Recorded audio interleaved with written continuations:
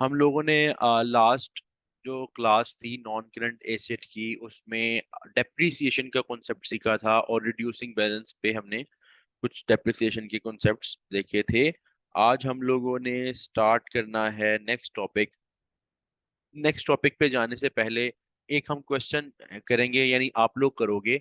मैं आप लोगों को दे रहा हूँ एज अ मतलब अभी अपने करना है, उसके बाद हम आगे चलते हैं। मैं क्वेश्चन पढ़ रहा हूँ, आप लोग जरा गौर से सुनना। देखो, कॉस्ट है, एक एसेट तुमने खरीदा 2.5 लाख का। एक एसेट तुमने खरीदा 2.5 लाख का।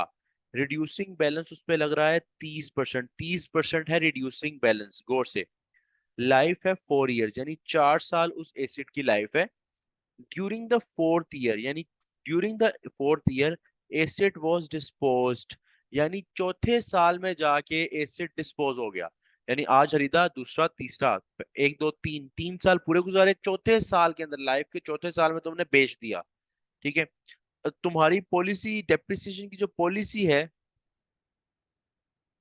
वो full in the year of acquisition and none in the year of disposal. Full in the year of acquisition, none in the year of disposal है। पॉलिसी तुम्हारी मैंने तुम्हें बता दी। कैलकुलेट तुमने करना है, तीन चीजें कैलकुलेट करनी है। तीन चीजें तुमने कैलकुलेट करनी है। एक है एक्यूमुलेटेड डेप्रिसिएशन टिल ईयर 4, यानी पूरी लाइफ में, क्योंकि चौथे साल तो तुमने बेच दिया था एसेट। तो पूरी लाइफ में पहली चीज जो तुमने कैलकुलेट करनी है वो सारी की सारी डेप्रिसिएशन, एक्यूमुलेटेड डेप्रिसिएशन, जो कि तुम लोग जब रिड्यूसिंग का वो बनाओगे, फॉर्मूला बनाओगे, तो उसमें तुम लोग कैलकुलेट कर ही रहे होगे साथ साथ। और डेप्रिसिएशन एक्सपेंस ऑफ ईयर 2 और depreciation expense of year 4। Register निकालो, ये करो, मुझे व्हाट्सएप पे इसकी पिक्चर सेंड करो। और जैसे ही तुम लोग करोगे फिर मैं आगे कोई अगला टॉपिक स्टार्ट करवाऊंगा। पहले ये टॉपिक करो। अच्छा, पॉलिसी गौर से पढ़ना, मेथड गौर से पढ़ना, परसेंटेज, सब चीजें गौर से पढ़ के सवाल करना। करना तुमने, जल्दी करो, स्टार्ट हो जाओ।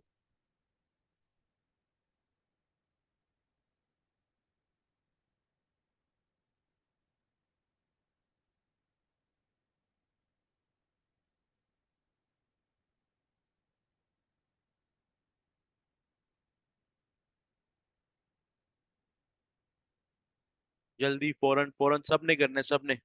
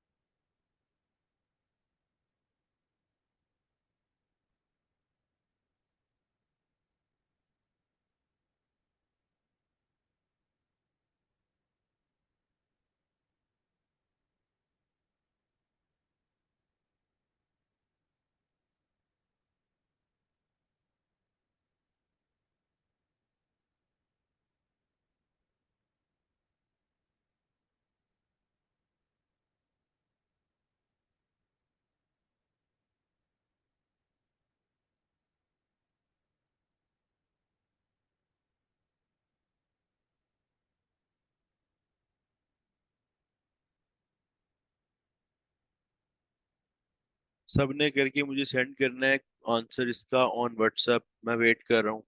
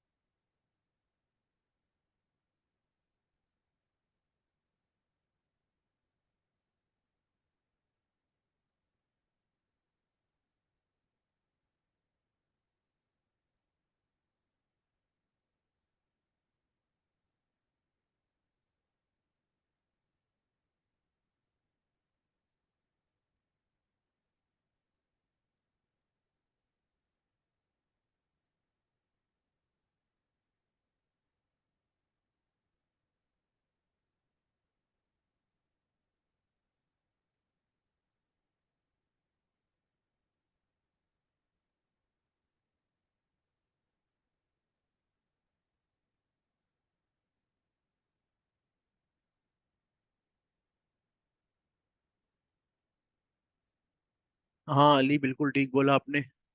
बिल्कुल ठीक, जो आपने बोला ऐसे ही होगा।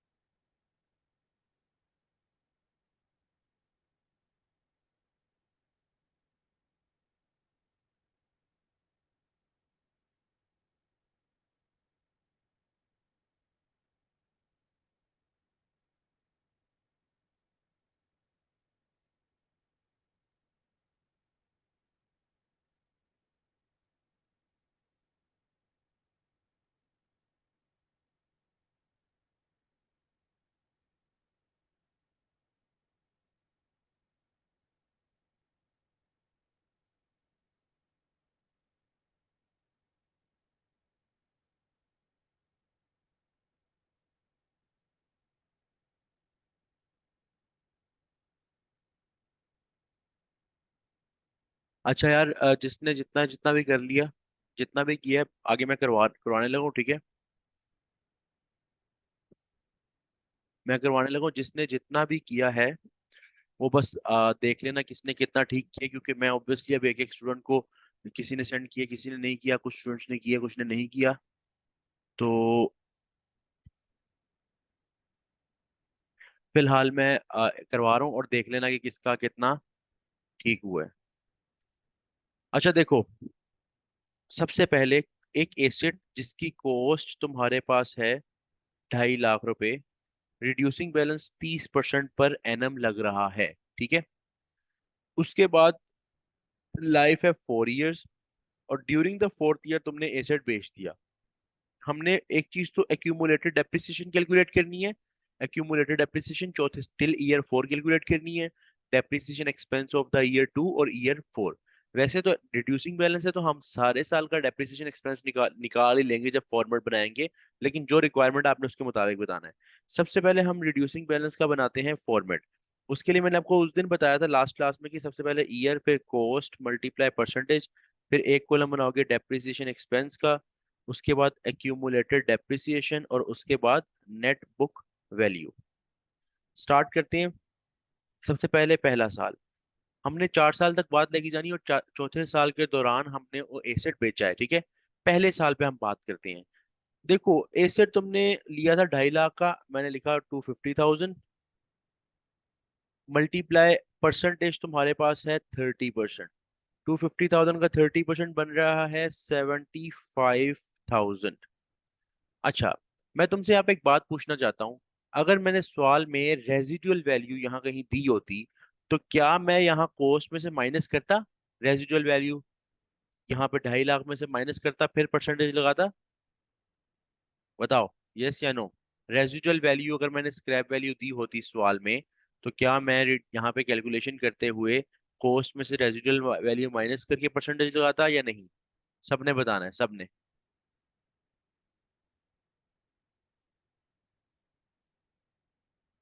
अच्छा, तो रिड्यूसिंग के बारे में अब सुन लो। बिल्कुल ठीक बोला, काफी स्टूडेंट्स ने ठीक बोला है। देखो, रिड्यूसिंग के बारे में देखो, एक दो स्टूडेंट ने यस बोला कि हाँ हम करते हैं माइनस, तो बिल्कुल ऐसा नहीं है। नो वाले ठीक है, बिकॉज क्या, रिड्यूसिंग बैलेंस की जब आपने कैलकुलेशन करनी है, तो आपने रेजिडुअल वैल्यू को इग्नोर करना है। आपने रेजिडुअल वैल्यू को इग्नोर करना है। आपने यहाँ स्ट्रेट लाइन अगर आप निकाल रहे हो डेप्रिसिएशन, तो आप करते हो cost minus residual value divide by expected useful life. लेकिन जब आप रिड्यूसिंग बैलेंस कर रहे हो, तो चाहे यहाँ पे यहाँ पे फॉर एग्जाम्पल रेजिडुअल वैल्यू दी होती सवाल में 10,000 की, मैं इग्नोर कर देता, मुझे नहीं जरूरत, क्योंकि रिड्यूसिंग बैलेंस में मैंने इग्नोर करना है, ये पॉइंट है। ठीक है, तो मैं डायरेक्ट कॉस्ट ही लिखता, मैं उसको इग्नोर कर देता। तो इसी तरह 2.5 लाख मल्टीप्लाई 30%, 75,000 में लिखता, ठीक है। एक्यूमुलेटेड डेप्रिसिएशन, यानी टोटल डेप्रिसिएशन आज तक की 75,000 ही है, क्योंकि इससे पहले हमारे पास एसेट था ही नहीं। और हमारे पास यहाँ पे आ जाएगी नेट बुक वैल्यू 175,000 की। ये हो गया पहला साल। ये हो गया पहला साल एसेट का। अब अगले साल पे जाते हैं, सेकेंड ईयर। टोटल 4 साल है, दूसरे साल पे गए। दूसरे साल में रिड्यूसिंग बैलेंस में मैंने बताया था कि जो पिछले साल की नेट बुक वैल्यू क्लोजिंग पे आएगी वही उससे उसी से आगे कंटिन्यू होगा सवाल। अगला साल। तो 175,000 का 30% निकाल लो जरा। 175 का 30% क्या आ रहा है, कैलकुलेट करके बताओ। 52,500 आ रहा था। सबने कैलकुलेशन की हुई है? सबने कैलकुलेशन की है 52। 500 आ रही है दूसरे साल की डेप्रिसिएशन। एक्यूमुलेटेड निकालो, एक्यूमुलेटेड पिछले साल की डेप्रिसिएशन और इस साल की डेप्रिसिएशन, दोनों को ऐड कर लो। पिछले साल की डेप्रिसिएशन और इस साल की डेप्रिसिएशन 127,500। 127,500 पिछले साल की डेप्रिसिएशन और इस साल की डेप्रिसिएशन ऐड हो गया, एक्यूमुलेटेड डेप्रिसिएशन आई है। और नेट बुक वैल्यू निकालो अब। Net book value 122,500, 122,500। मतलब इसका मतलब दूसरे साल के एंड पे हमारा एसेट रह गया 122,500। 1,22,500 का एसेट रह गया। अब फिर उससे अगले साल वही नेटबुक वैल्यू कंटिन्यू होगी तीसरे साल। 122,500 का 30%। तीसरे साल की डेप्रिसिएशन, तीसरे साल की डेप्रिसिएशन 36,750। एक्यूमुलेटेड निकालो जरा ऐड करके, दोनों को ऐड करो। एक्यूमुलेटेड 122,500 और 36,750, टोटल कितनी डेप्रिसिएशन हो चुकी है यहाँ तक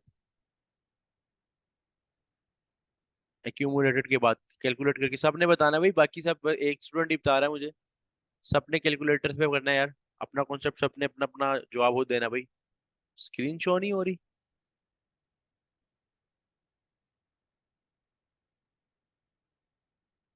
स्क्रीन अरुषा आप रीज्वाइन करो, मेरा ख्याल है सबको शो हो रही है स्क्रीन, सारे बताओ स्क्रीन शो हो रही है यार।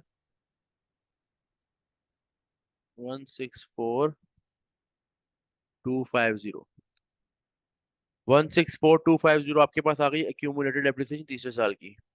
164,250 और कॉस्ट में से 164,250 निकालो और तीसरे साल की नेट बुक वैल्यू क्या आएगी? तीसरे साल की नेट बुक वैल्यू 87,85750, 85750। ठीक है, अब चौथे साल पे आते हैं। 85750 पे आप लगाओ 30%। लेकिन रुको, यहाँ पे एक सवाल तुमसे मैंने पूछना है।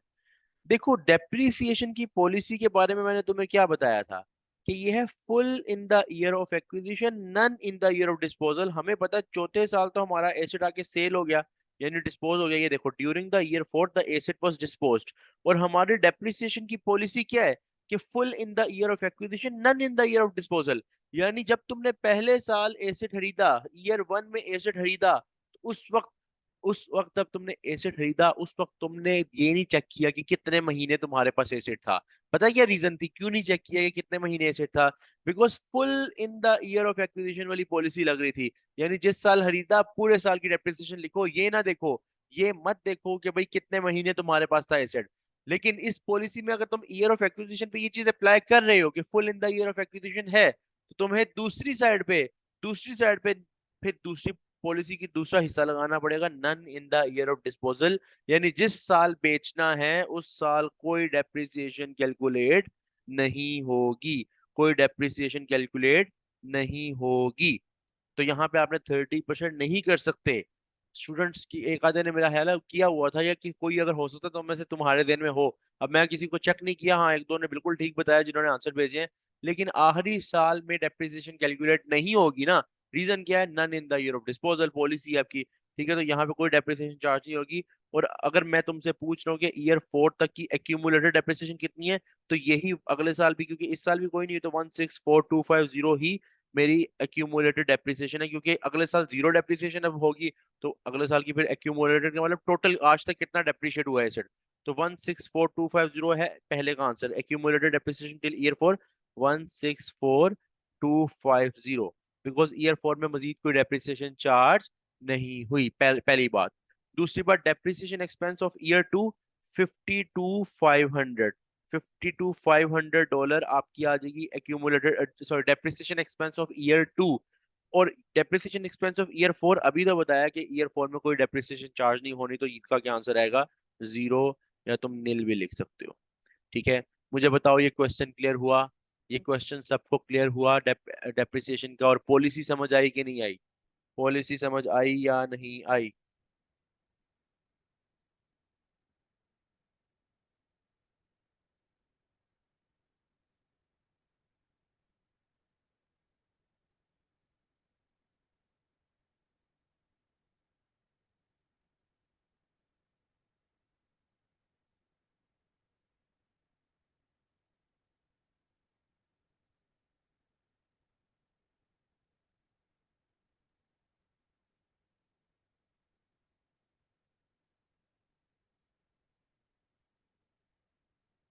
अच्छा, क्यों नहीं होनी लास्ट पे? क्योंकि देखो अली, अली डेप्रिसिएशन की ना एक पॉलिसी, डेप्रिसिएशन की दो पॉलिसी होती हैं। एक होती है प्रोरेटा और एक होती है full in the year of acquisition, none in the year of disposal. ये लास्ट लेक्चर में मैंने समझाई थी। Full in the year of acquisition, none in the year of disposal कहता है कि अगर तुमने ये पॉलिसी लगाई तो उसमें ये होगा। नहीं नहीं अली सदीक, मैं आपको आपको नहीं कह रहा, मैं आपको नहीं कह रहा, दूसरा अली यहाँ क्लास में बैठा है उससे बात कर रहा हूँ मैं। तो क्या कहते हैं, देखो आपके आपके पास एक डेप्रिसिएशन, आपके पास एक डेप्रिसिएशन पहले जब आप ईयर पहले साल एसेट खरीदते हो, पहले साल जब आप एसेट खरीदते हो ना, तो उसमें ये होता है कि आप ऑब्वियसली अब आपने अगर एसेट पूरे साल यूज ही नहीं किया तो डेप्रिसिएशन तो पूरे साल की लगनी नहीं चाहिए। अब डेप्रिसिएशन आपने पहले साल की 75,000 लगाई, लेकिन आपने ये देखा ही नहीं, ये देखा ही नहीं कि कितने महीने आपके पास एसेट था। लेकिन क्यों नहीं देखा? रीजन ये थी कि पॉलिसी लगी हुई थी full in the year of acquisition. Full in the year of acquisition policy का मतलब ये है कि जो डेप्रिसिएशन है वो पूरे के पूरे साल आपको चार्ज करनी है, पूरे के पूरे साल आपको चार्ज करनी है। आपने ये नहीं देखना कि कितने महीने आपके पास एसेट था। इसी तरह लेकिन लेकिन अगर यहाँ पे तुम लोगों ने ये चार्ज कर लिया कि एक्विजिशन वाले साल में पूरे साल चार्ज कर लिया डेप्रिसिएशन को, तो पॉलिसी पूरी ये है कि full in the year of acquisition, none in the year of disposal. फिर वो कहता है कि जब जिस साल बेचोगे एसेट उस साल कोई डेप्रिसिएशन चार्ज नहीं होगी। इसी वजह से हमने आखिरी साल में कोई डेप्रिसिएशन चार्ज नहीं की, क्योंकि पहले साल में हमने पूरी कर ली थी। हाँ, अगर यहाँ पे दूसरी पॉलिसी होती प्रोरेटा, प्रोरेटा कहता है, प्रोरेटा पॉलिसी के मुताबिक आपको ईयर ऑफ एक्विजिशन और ईयर ऑफ डिस्पोजल, यानी जिस साल खरीदा और जिस साल बेचा, उस साल देखना पड़ता है कितने महीने एसेट आपके पास था। फिर आप उतने महीने की डेप्रिसिएशन लेके जाते हो। जैसे फॉर एग्जाम्पल, अगर यहाँ प्रोरेटा अप्लाई होता, अब पहले साल का डेप्रिसिएशन एक्सपेंस 75,000 आया, पहले साल का जो डेप्रिसिएशन एक्सपेंस पर ईयर आया वो 75,000 है, और आपको पता चलता कि आपने जो एसेट पहले साल खरीदा है, पहले साल वो एसेट था ही आपके पास कितने, 6 मंथ्स, पूरे साल नहीं था, आधा साल था, 6 मंथ्स था। तो आप क्या करते? आप 75,000 को मल्टीप्लाई 6/12 करते और आप कहते हैं कि पहले साल जो डेप्रिसिएशन चार्ज होगी 37,500 होगी, क्योंकि हमने एसेट यूज ही आधा साल किया है, तो जितना यूज किया उस लिहाज से डेप्रिसिएशन लेके जाओ। तो वो फिर आधी डेप्रिसिएशन चार्ज करते हैं। लेकिन वो पॉलिसी और है, वो है प्रोरेटा। प्रोरेटा कहता है कि ईयर ऑफ एक्विजिशन और डिस्पोजल में मंथ देखो, इसमें हम मंथ वाइज कैलकुलेशन करते हैं, जिस साल खरीदते हैं और जिस साल बेचते हैं, क्योंकि दरमियान वाले सालों में तो एसेट पूरा साल आपके पास होता है, लेकिन जब खरीदते हैं और जब बेचते हैं, ये 2 सालों में ये इशू आ सकता है। तो इसी वजह से यहाँ पे आप फिर अगर full in the year of acquisition लगा रहे हो, none in the year of sale लगा रहे हो, तो या डिस्पोजल लगा रहे हो, तो आपको फिर ये नहीं करना, आपको पहले साल पूरी डेप्रिसिएशन चार्ज करनी है और आखिरी साल कोई डेप्रिसिएशन चार्ज नहीं करनी। अब क्लियर हुआ अली? इससे पिछले लेक्चर को अगर कोई इशू हुआ, इससे पिछला लेक्चर चाहे देख लेना रिकॉर्डेड फॉर्म में, उसमें मैंने कंप्लीट ये पॉलिसी करवाई हुई है। आज हम लोग अपना नया टॉपिक स्टार्ट करने लगे हैं, रिवाइज्ड डेप्रिसिएशन। देखो रिवाइज्ड डेप्रिसिएशन क्या होता है एक्चुअल में ना, यहाँ पे मैंने एक बड़ा पॉइंट लिखा हुआ है कि डेप्रिसिएशन एक एस्टीमेट है। डेप्रिसिएशन क्या है? एक एस्टीमेट है। अब भाई अगर एक चीज एक एस्टीमेट होती है तो ऑब्वियसली वो चीज के गलत होने के चांसेस भी हो सकते हैं, क्योंकि वो एस्टीमेट, वो बजाते हो देख एस्टीमेट एक अंदाजा है, तो अंदाजा जरूरी तो नहीं आप हमेशा ठीक हो, अंदाजे में ऊपर नीचे मामलात हो सकते हैं। तो तुम लोगों ने अंदाजा लगाया हुआ था, जरा पहले मैं स्टोरी सुनाता हूँ फिर बताता हूँ इस टॉपिक की क्यों क्या वजह है। तुम लोगों ने अंदाजा लगाया हुआ था, एस्टिमेट लगाया हुआ था कि एक एसेट है, उसने 10 साल तुमको फायदा देना है, यानी उसकी लाइफ 10 ईयर्स है। अब ये तो तुम्हारा अंदाजा था, एस्टिमेट था 10 साल का, कि 10 साल तुम्हें फायदा देगा। तुमने डेप्रिसिएशन उसके ऐसे कैलकुलेट करना स्टार्ट कर दी। 1 साल गुजरा, दो गुजरे, तीन गुजरे, चार, 6-7 सालों के बाद जाके पता चला कि भाई इसकी लाइफ तो मजीद बढ़ गई है। यानी 6 सालों बाद अगर फॉर एग्जाम्पल आप देखो, 6 सालों बाद नॉर्मली अगर देखो तो लाइफ आपकी पता है कितनी होती है? 4 साल रह जाती है। अगर टोटल एक एसिड की 10 साल लाइफ है, 6 गुजर गए, पीछे साल कितने रह गए? 4 साल रह गए।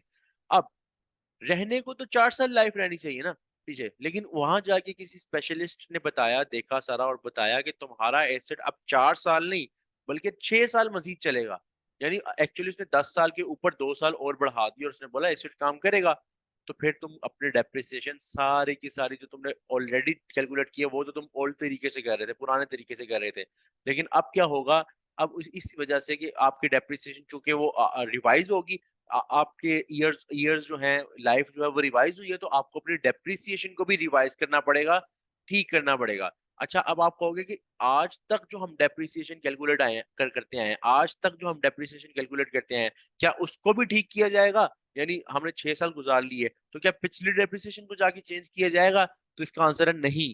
नहीं, क्योंकि एस्टिमेट कोई भी चीज अगर एस्टिमेट है तो उसको पास्ट में जाके ठीक नहीं करते।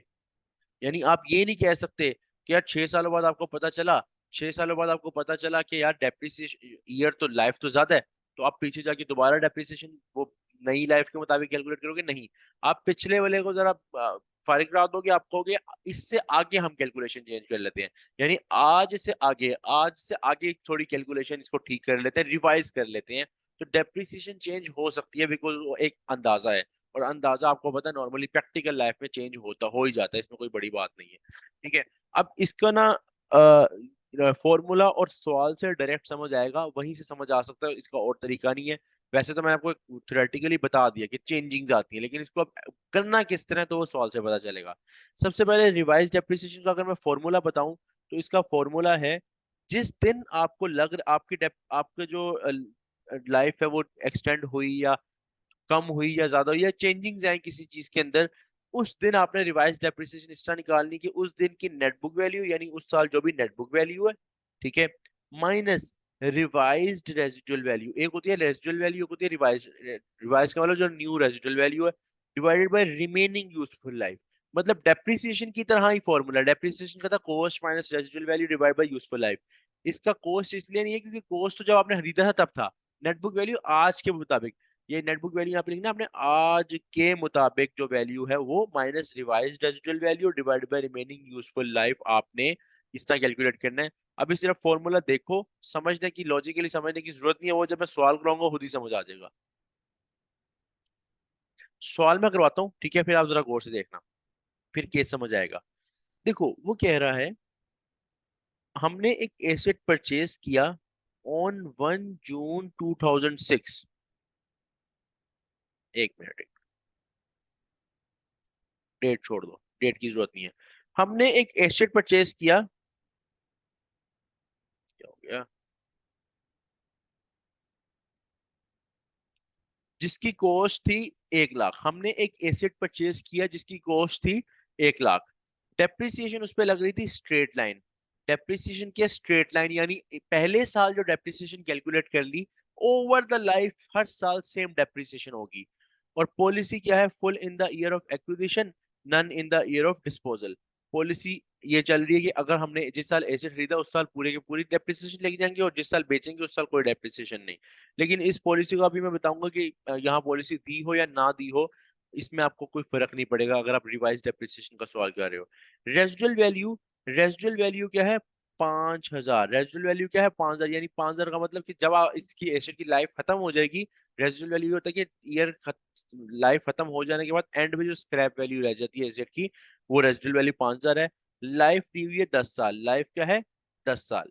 अच्छा, अब देखो, आफ्टर 7 ईयर्स, हालांकि लाइफ थी 10 साल, लाइफ क्या थी, 10 ईयर्स, लेकिन आफ्टर 7 ईयर्स, 7 सालों के बाद, जरा फोकस, 7 सालों के बाद, the life of A set extended by 2 years.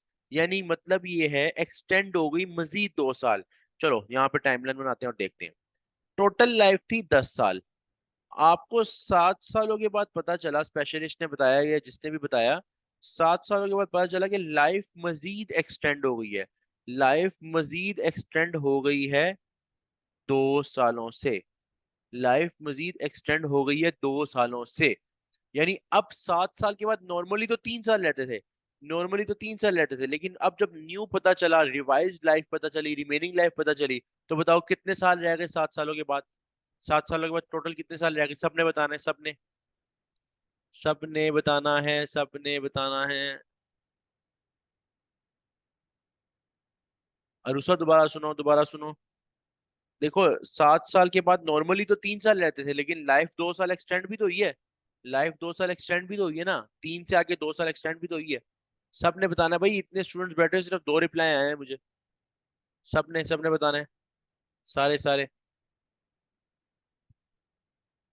बेटा जिन्होंने ना ना बताया, मैंने क्लास से निकाल देना तुम लोगों को, मैंने यहाँ से रूम से निकाल देना, क्योंकि मुझे लग रहा है तुम सो रहे हो। अच्छा, अली 4 साल किस तरह होगी, 3 3 + 2 4 होता है। अली साहब, जरा बताना, ये अली दूसरे वाले अली की बात कर रहा हूँ, शेख साहब आपकी बात नहीं कर रहा। हाँ, 5 होगी। अच्छा, अब देखो, अब देखो सबके रिप्लाई आए हैं ना। ये जिसके रिप्लाई नहीं है बेटा मैं निकाल रहा हूँ तुम लोगों को क्लास से।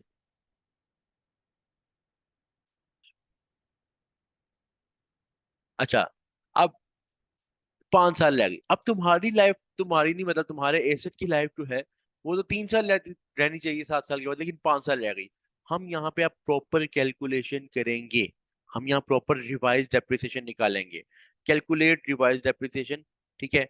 अब रिवाइज डेप्रिसिएशन के लिए आपने क्या करना है, सबसे पहले फॉर्मूला रिवाइज डेप्रिसिएशन का क्या होता है। आपने 7 साल के बाद किया ना रिवाइज डेप्रिसिएशन, मतलब रिवीजन आई है 7 साल के बाद, तो आपने 7 साल के बाद की पहले नेट बुक वैल्यू देखनी है। उसमें से फिर रिवाइज्ड, अगर रिवाइज्ड रेजिडुअल वैल्यू दी हुई है वो देखनी है। और रिमेनिंग लाइफ से डिवाइड करना है। यहाँ तक पहुंचने के लिए सबसे पहले हम नेट बुक वैल्यू, क्योंकि net book value main role इसमें अदा करती है इसकी कैलकुलेशन में। तो हम पहले नेट बुक वैल्यू निकालते हैं कि 7 साल बाद की, 7 साल बाद जो नेट बुक वैल्यू है वो क्या होगी। यानी 7 साल गुजर गए, आज 7 साल के बाद नेट बुक वैल्यू एसेट की क्या होगी।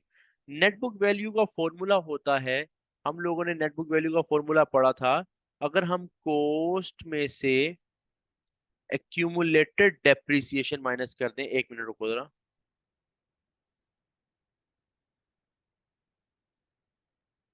अभी रिड्यूसिंग बैलेंस जब हमने पढ़ा है, तो देखो हमने क्या नेट बुक वैल्यू के लिए क्या फॉर्मूला यूज किया था। अगर हम कॉस्ट में से एक्यूमुलेटेड डेप्रिसिएशन माइनस कर दें तो हमारे पास नेट बुक वैल्यू आ जाती है, यानी कॉस्ट में से टोटल डेप्रिसिएशन माइनस कर दें। अब हमने नेट बुक वैल्यू कैलकुलेट करनी है आफ्टर 7 इयर्स की, क्योंकि हमें नेट बुक वैल्यू चाहिए ही तब की जब आपने बताया कि लाइफ चेंज हुई, और लाइफ कब चेंज हुई, जाके 7 सालों के बाद चेंज हुई। तो हमें उस दिन की नेट बुक वैल्यू चाहिए, क्यों, क्योंकि हमने फॉर्मूला में पुट करनी है। अब कॉस्ट तो हमारे पास है, एसेट हमारे पास 1 लाख का, हम यहाँ पे लिखेंगे 1 लाख का एसेट।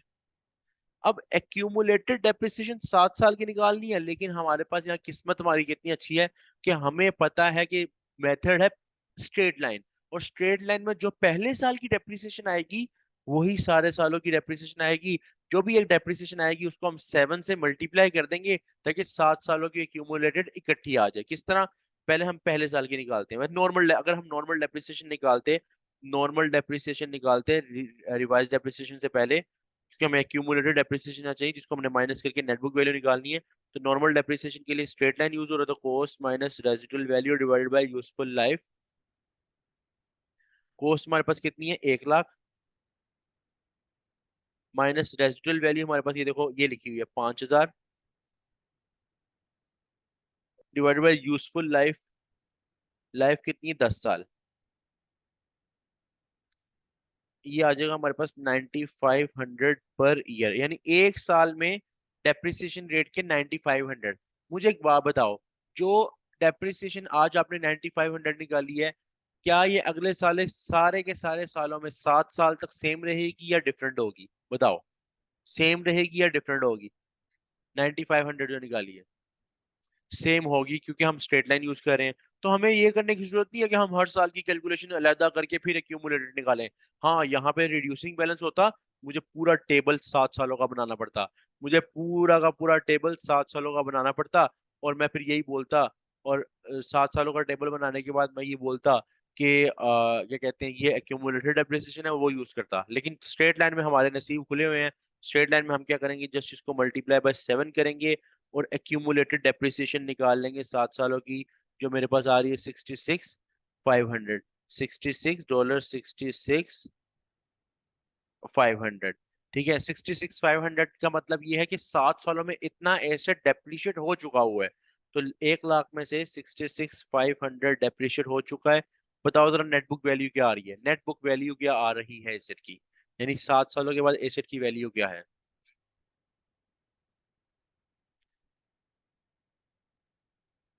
$33,500, 33,500। अब 33,500 का मतलब ये है कि आज के मुताबिक तुम्हारी नेटबुक वैल्यू ये है, तुम्हारे एसेट की वैल्यू ये है, और हमें यही चाहिए थी।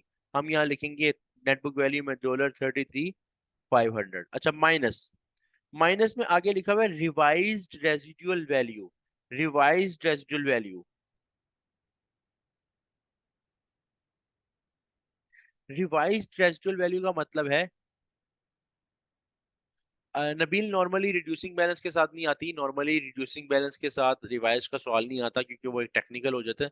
नॉर्मली अगर आता है तो इसी तरह सिंपल आता है, ठीक है, क्योंकि वो यहाँ यहाँ पे आपको रिवाइज का कॉन्सेप्ट पूछ रहा होता है, तो वो डबल कॉन्सेप्ट एक एमसीक्यू में नहीं पूछता, वो फिर बहुत लंबा क्वेश्चन हो जाएगा पहले अलग से रिड्यूसिंग। और अगर आप भी जाए तो इजी सीन है रिड्यूसिंग बैलेंस का फॉर्मेट बनाना और कर लेना, लेकिन टाइम ज्यादा कंज्यूम करेगा वो चीज।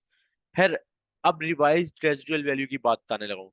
रिवाइज्ड रेजिडुअल वैल्यू अगर तो सवाल में उसने आपको दी हुई है, उसने बताया हुआ कि पहले ये लाइफ थी, अब लाइफ चेंज हुई है, यानी 7 साल के बाद 2 साल एक्सटेंड हो गई है, अब रिवाइज्ड यानी कि नई रेजिडुअल वैल्यू ये है। यहाँ फॉर एग्जाम्पल सवाल में अभी एक तो पुरानी दी हुई है ना 5,000, अगर यहाँ दे देता कि रिवाइज्ड रेजिडुअल वैल्यू तुम्हारी 10,000 है, तो हम रिवाइज यूज करते। लेकिन अगर सवाल में नहीं दी हुई ना, तो हम पुरानी रेजिडुअल वैल्यू ही यूज करेंगे, जो कितनी हमारे पास ऑलरेडी गिवन है। जो ऑलरेडी हमारे पास ये देखो यहाँ पे गिवन है 5,000। तो अगर हमारे पास न्यू रेजिडुअल वैल्यू आ जाए हम वो यूज करेंगे। अगर नहीं अगर नहीं दी हुई तो हम पुरानी रेजिडुअल वैल्यू ही यूज करेंगे। और अगर पुरानी भी नहीं दी हुई, मतलब रेजिडुअल वैल्यू दी ही नहीं हुई, तो आप कुछ भी नहीं यूज करोगे। आप कुछ भी नहीं यूज करोगे। किसका ये पेन चल रहा है, किसका पेन चल रहा है? क्लियर। एक मिनट। अच्छा, तो क्या कहते हैं रिवाइज्ड रेजिडुअल वैल्यू का मतलब क्या है कि आपने कोई रिवाइज्ड मतलब कोई नई अगर रेजिडुअल वैल्यू दी है तो वो यूज करनी है, अगर नहीं दी हुई तो पुरानी यूज करेंगे, जो कि 5,000 है। मैं यहाँ पे 5,000 यूज कर रहा हूँ क्योंकि पुरानी गिवन है 5,000। अच्छा, अब 7 साल के बाद जाके पता चला कि तुम्हारी लाइफ एक्सटेंड कर गई है बाय 2 ईयर्स, यानी 7 साल के बाद 3 साल तो रहते थे, 2 साल मजीद एक्सटेंड हो गए, टोटल अब रह गए 5 साल। अब रिमेनिंग लाइफ कितनी है? 5 ईयर्स। रिमेनिंग लाइफ कितनी है? 5 ईयर्स। जरा कैलकुलेट करो और मुझे बताओ फाइनल आंसर क्या आ रहा है। फाइनल आंसर क्या आ रहा है, जल्दी बताओ जरा।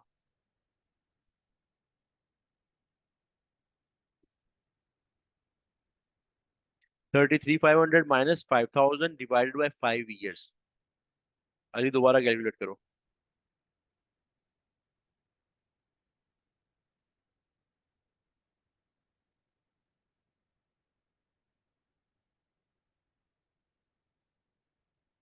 बिल्कुल 5,700 पर ईयर डेप्रिसिएशन हो गई।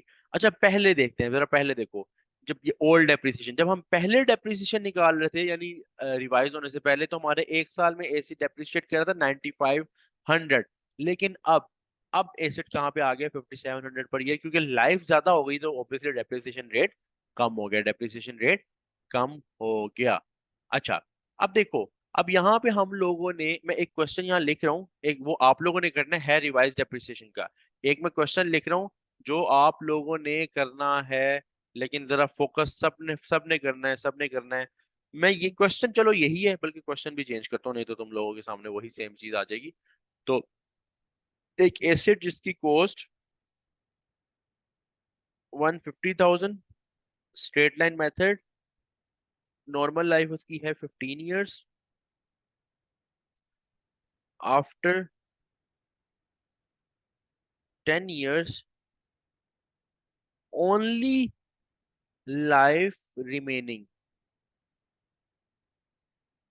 Is 3 years. रेजिडुअल वैल्यू 10,000 और रिवाइज्ड रेजिडुअल वैल्यू 5,000। अब सुनो सवाल, जरा गौर से सुनना, गौर से। नहीं नहीं नहीं, लाइफ ज्यादा होती है तो डेप्रिसिएशन कम हो जाती है, ठीक है, और लाइफ ज्यादा डेप्रिसिएशन कम, क्योंकि देखो ना, एक कॉस्ट है उसने डिवाइड होना है सालों में, तो जब साल ज्यादा हो जाएगी तो जब वो डिवाइड होगी कॉस्ट तो कम से कम हो जाएगी ना। तो डेप्रिसिएशन कम हो जाती है अगर साल ज्यादा हो। हाँ, अगर साल कम हो जाए, रिवाइज ये जो अब मैं आपको क्वेश्चन देने लगा हूँ, इसमें साल कम होने लगे हैं, मतलब जितनी लाइफ रह गई उसके अंदर अंदर लाइफ आ गई। जिस तरह ये देखो, कॉस्ट आ गई 150,000, स्ट्रेट लाइन 15 साल, रेजिडुअल वैल्यू 10,000 है, लेकिन रिवाइज रेजिडुअल वैल्यू 5,000 है। आफ्टर 10 ईयर्स, अब नॉर्मल लाइफ तो 15 साल थी, लेकिन आफ्टर 10 ईयर्स, 10 साल के बाद तुम्हें पता चला कि ओनली लाइफ रिमेनिंग जो है वो 3 साल है। यानी तुम्हारे मुताबिक 10 साल के मुताबिक नॉर्मल लाइफ कितनी रहती थी? 5 साल। लेकिन तुम्हें 10 साल के बाद सबको पता चला कि नहीं, 5 साल तक नहीं एसिड ने जाना, सिर्फ ओनली लाइफ रिमेनिंग इज 3 साल। यानी इस बार एक्सटेंशन वाला केस नहीं है, बल्कि ओनली लाइफ लाइफ कम हो गई। फॉर्मूला वही यूज होना है, तरीका वही यूज होना है। तुम लोगों ने कैलकुलेट करना है रिवाइज डेप्रिसिएशन। एक नॉर्मल डेप्रिसिएशन, फिर रिवाइज डेप्रिसिएशन करके मुझे सेंड करो ये व्हाट्सएप पे जल्दी, फौरन में। तुम्हारे पास सिर्फ 3 मिनट है, सिर्फ 3 मिनट है, स्टार्ट हो जाओ। सबने करना है। और जिसने ना भेजा बेटा क्लास से आउट है।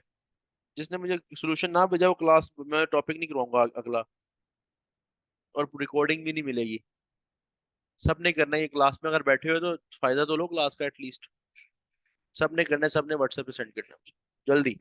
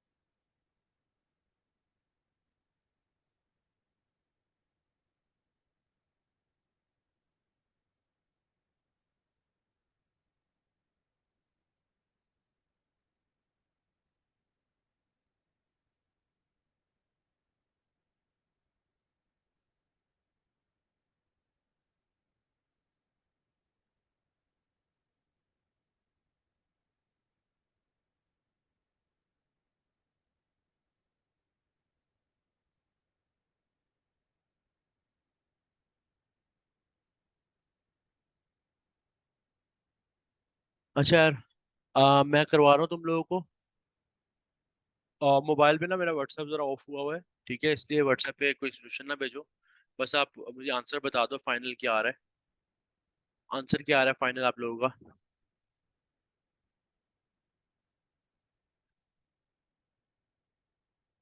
एक, दो, सब बताओ जरा यार, फाइनल आंसर क्या आ रहा है? I am waiting for your answers. तीन, तीन आंसर्स तो ठीक है, चार आंसर्स ठीक हो गए, एक, दो, तीन, चार आंसर ठीक है। और वही बाकी चार आंसर्स आए हैं, अभी छह स्टूडेंट्स रहते हैं मजीद, छह या सात स्टूडेंट्स रहते हैं। देखो, क्लास अगर तुम लोग लेते हो तो इसका मकसद ये होता है कि तुम लोग सवाल कर लो, तुम्हारा फायदा है।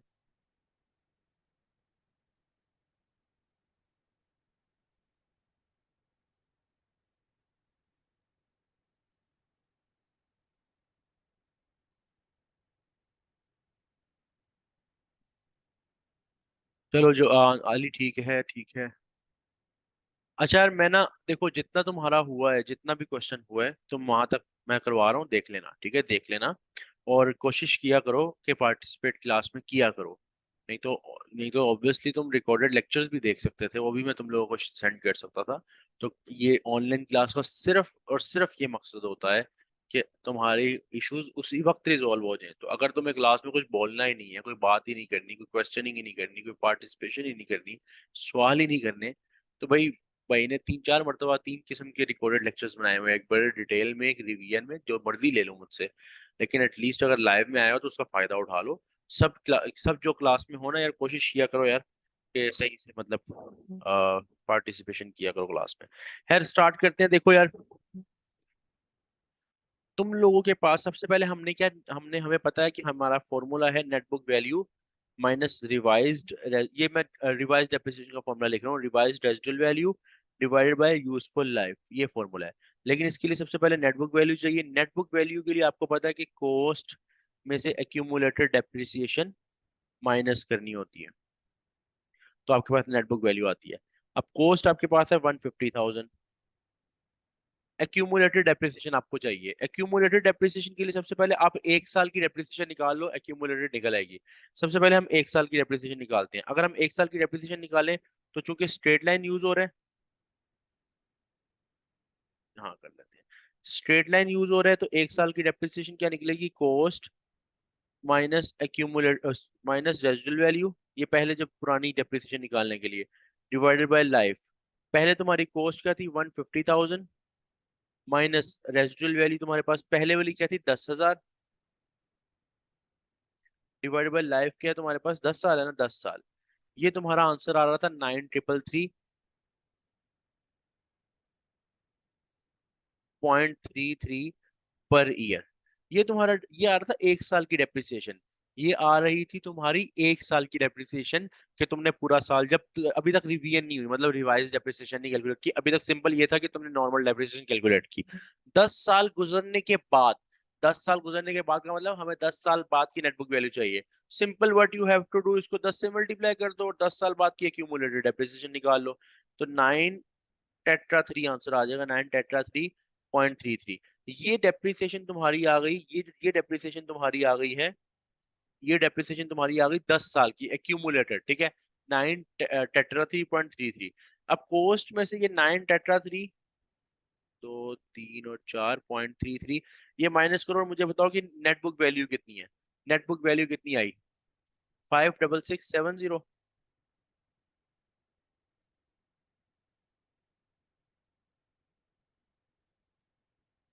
70 आ रहा है, ये कुछ और आ रहा है।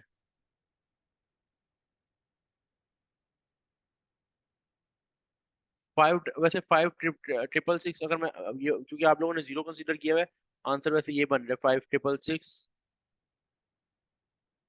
6.67, 5 टेट्रा 6.67, या 56670 भी लिख सकते हो, क्योंकि आपकी पॉइंट्स में आंसर था। पेपर में ऐसा इशू नहीं होगा पॉइंट्स वाला, ठीक है। अब टेट्रा 6 के मुताबिक हम चलते हैं, 5 टेट्रा 6 के मुताबिक हम चलते हैं कि ये है नेटबुक वैल्यू आज के मुताबिक। अब 5 टेट्रा 6.67 या नेटबुक वैल्यू में लिखते हैं 5, 1 2 3 4.67, माइनस, मैंने तुम्हें बताया था कि रेजिडुअल वैल्यू तुम लोगों ने यूज करनी है 10, मतलब अगर तो रिवाइज करनी तो पहले देखना रिवाइज गिवन, अगर रिवाइज नहीं गिवन फिर ओल्ड यूज करनी है। इसमें उसने रिवाइज दी हुई है, यानी रिवीजन के बाद वो बोल रहा है कि अब हमारी जो रेजिडुअल वैल्यू है 5,000 है, तो अब हम 5,000 यूज करेंगे divide by x remaining useful life. 10 साल के बाद हमने देखना है कहाँ पे 15 साल टोटल लाइफ है। एक मिनट यहाँ पे 15 साल है। अच्छा 15 साल यहाँ पे 15 साल लिखने के बाद 9333 आ रहा है, ठीक है। आंसर मैंने ठीक लिखा हुआ है, वहां मैंने गलती से 10 लिख दिया है। यहाँ पे डिवाइडेड बाय 15 आएगा, ठीक है। लेकिन आंसर फिर भी वो जो क्योंकि स्टूडेंट ने किया हुआ था तो मैंने वहीं से देखे 9333 ही आंसर आएगा, सही है ना अली। अच्छा अब देखो, तो अब 10 साल गुजरने के बाद तुम्हें पता चला कि लाइफ अब 5 साल नहीं रहती बल्कि 3 साल रहती है, टोटल 15 की जगह 13 साल लाइफ हो गई है। तो रिमेनिंग लाइफ अब तुम्हारे पास जो रही वो 3 साल है। रिमेनिंग लाइफ तुम्हारे पास रही वो 3 साल है, और तुम्हारी डेप्रिसिएशन आ जाएगी, रिवाइज डेप्रिसिएशन आ जाएगी 1722.22 पर ईयर। अब से 3 सालों के लिए डेप्रिसिएशन ये चार्ज होगी क्योंकि अब रिवाइज हो गई है। मुझे बताओ ये वाला पॉइंट क्लियर हुआ, ये आंसर किस तरह आया, हर स्टेप क्लियर है? हर स्टेप क्लियर है, ये फाइनल आंसर, और ये टॉपिक के अंदर कोई इशू है तो पूछ लो, किसी को अगर कोई पॉइंट पूछना है तो पूछ लो। एक मिनट तो देखो जरा, क्वेश्चन को प्रॉपरली देखो जरा, ये तुम्हारे सामने मैंने पूरा का पूरा टॉपिक रखा है, एक मरतबा जरा दिमाग खोल के चीजें देखो। अभी हमने आगे पढ़ना है, अभी छुट्टी नहीं हुई, अभी अगला टॉपिक स्टार्ट करना है। सिर्फ 2-3 मिनट है तुम्हारे पास, एक मरतबा जरा चीजों को देखो, क्लियर हो रही है सब कुछ। कोई क्वेश्चन है तो पूछ लो।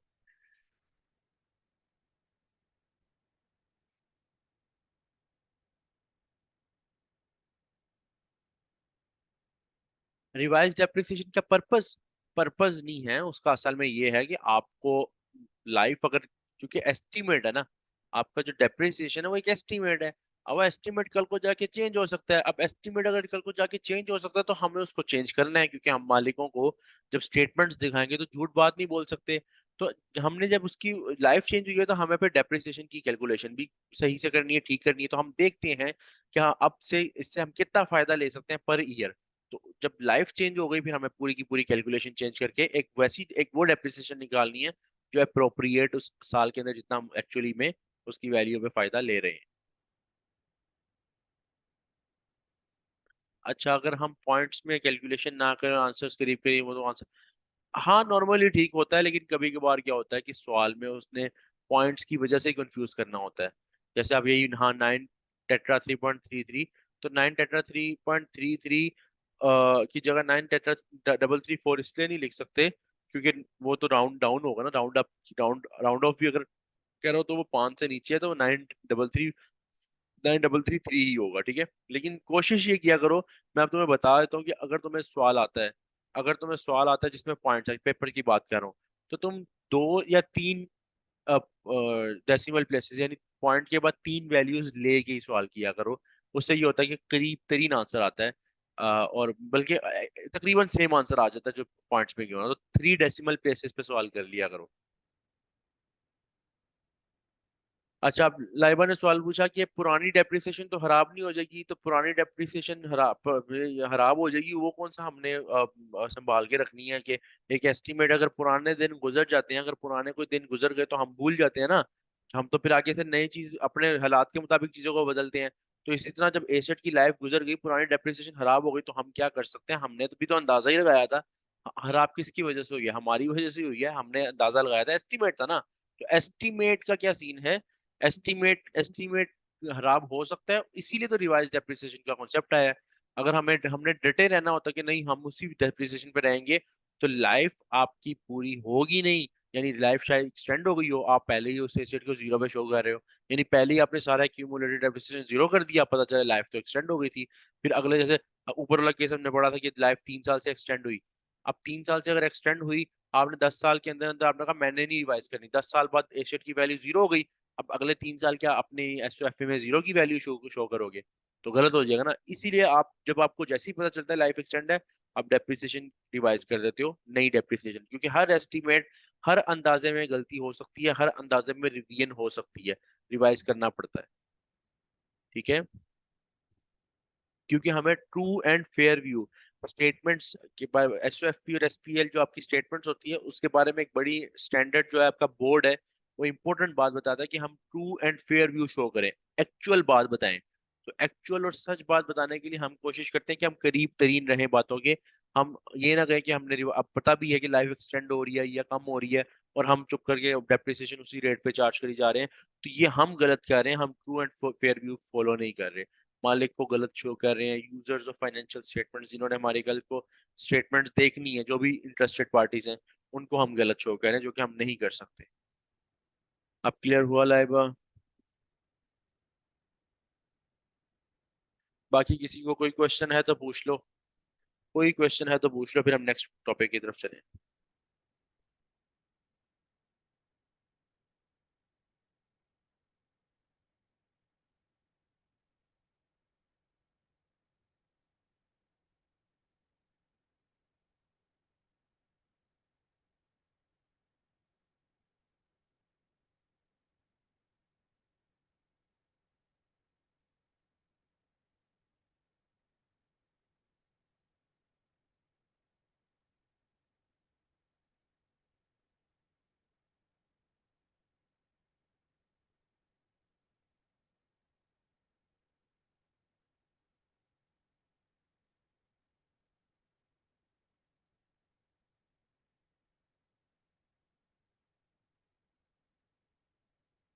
अच्छा, नेक्स्ट टॉपिक हमारा स्टार्ट हो रहा है। नेक्स्ट टॉपिक हमारा स्टार्ट हो रहा है रीवैल्यूएशन।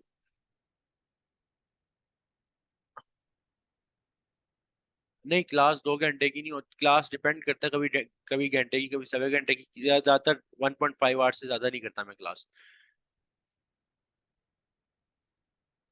हाँ, जोहा हम ना सिलेबस से 1 या 2 दिन लेट है, 1-2 दिन लेट है, क्योंकि दरमियान में हमारी ना डिस्कशन थी, या एक आधी डिस्कशन हो गई थी टेस्ट की ना, तो उस दिन हमने 1 दिन लेट किया था, इस वजह से 1 दिन लेट है, लेकिन हम उसको कवर कर लेंगे, इतना इशू नहीं है। अच्छा देखो यार, हमारा नया टॉपिक स्टार्ट हो रहा है, revaluation of non current asset. Topic बड़ा आसान है, लेकिन आपकी सिर्फ और सिर्फ वो चाहिए, एक फोकस चाहिए। फोकस होगा इंशाल्लाह, आपको पहली अटेम्प्ट में ही समझ आ जाएगा, और पहली अटेम्प्ट में ही आपका पेपर भी पास हो जाएगा इंशाल्लाह, अगर आप प्रॉपर्ली समझोगे। खैर, revaluation of non current asset पे बात करते हैं। आपका एसेट ना रीवैल्यू रीवैल्यू यानी इसकी वैल्यू चेंज हो सकती है। एज्यूम करो, पहले प्रैक्टिकली बात करते हैं, मैं एक जगह काम कर रहा हूँ और मेरे पास वहां पे कोई मशीनरी है, ठीक है। अब मशीनरी की वैल्यू मेरे मुताबिक जो है वो उसकी नेट बुक वैल्यू, यानी मैं हर साल कॉस्ट में से एक्यूमुलेटेड डेप्रिसिएशन माइनस करता हूँ और कहता हूँ आज इसकी नेट बुक वैल्यू इतनी रह गई, अगले साल मजीद कम हो गई, अगले साल आहिस्ते से करके नेट बुक वैल्यू कम हो रही होगी, कम हो रही होगी, कम कम से, मतलब जी एंड पे जीरो का मैंने सोचा हुआ कि पूरी लाइफ के बाद जीरो हो जाएगा, जैसे हर एसेट की हम बात करते हैं लाइफ के बाद। लेकिन एज्यूम करो वो 4-5 साल गुजरे, हमें हमें पता चला उसकी net book value for example asset की 1,000 रुपए है। हमें पता चला उस एसेट की वैल्यू 1,000 रुपए है। कितनी? 1,000 रुपए net book value. Net book value का मतलब है हमारे मुताबिक क्या वैल्यू है। तो हमारे मुताबिक हमारी वैल्यू 1,000 रुपए, हमारे एसेट की वैल्यू 1,000 रुपए है।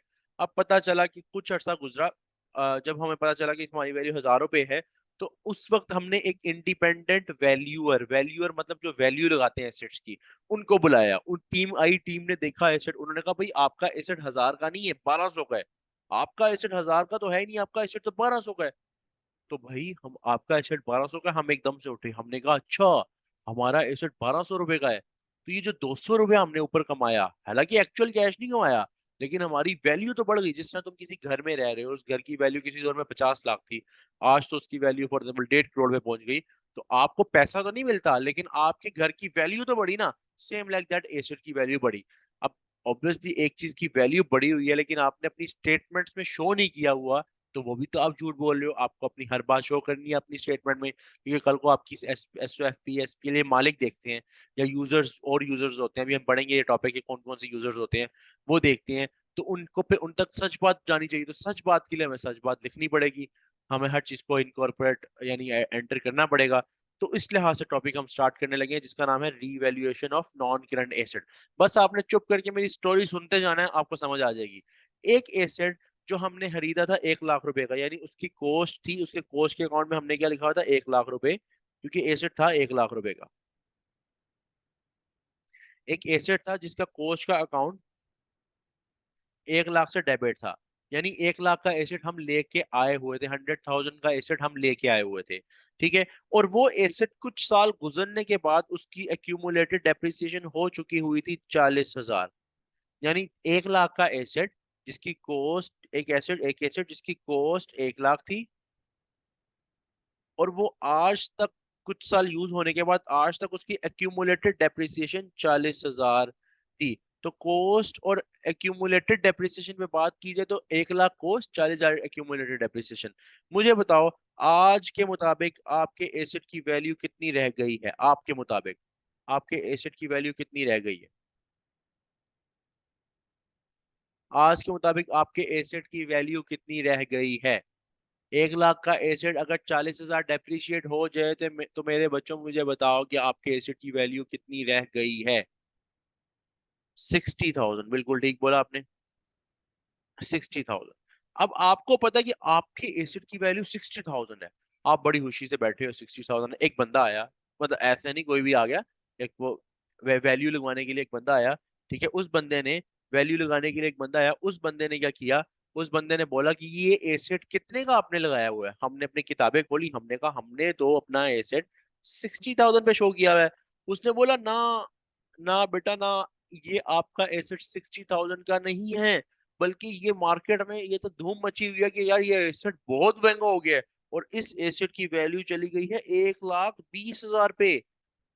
आप यकीन करो, आप, मैं आपको सच सच बताता हूँ, अगर आप लोग होगे तो आप लोग तो 10 रुपए के मतलब फायदे में घंटा डांस करोगे खुशी से, यार क्या बात है यार। तो यहाँ $60,000 चीज महंगी हो गई। आपका एसेट आपके मुताबिक $60,000 का था, लेकिन 60,000 से एक 20, हाँ, 120,000 पे आपका एसेट चला गया। यानी बैठे बैठे आपके एसेट की वैल्यू रीवैल्यू होके बढ़ गई, यानी आपको रीवैल्यूएशन गेन हो गया। ये आपको बेसिकली गेन हुआ है कितना? 60,000। यहाँ पे ना मैं 110,000 लिख देता हूँ ताकि हम मिक्स ना हो। 1,10,000 तक गया तो हमें गेन हुआ $50,000 का। 60,000 की चीज हमारे मुताबिक 60,000 थी वैल्यू, लेकिन हमारे मुताबिक 60,000 होने के बावजूद जब वैल्यू लगी तो 1,10,000 वैल्यू लगी, ठीक है। तो क्या कहते हैं, 50,000 जो है, 50,000 उसकी, उसको जो हुआ बिजनेस को, वो रीवैल्यूएशन गेन हुआ, रीवैल्यूएशन गेन हुआ।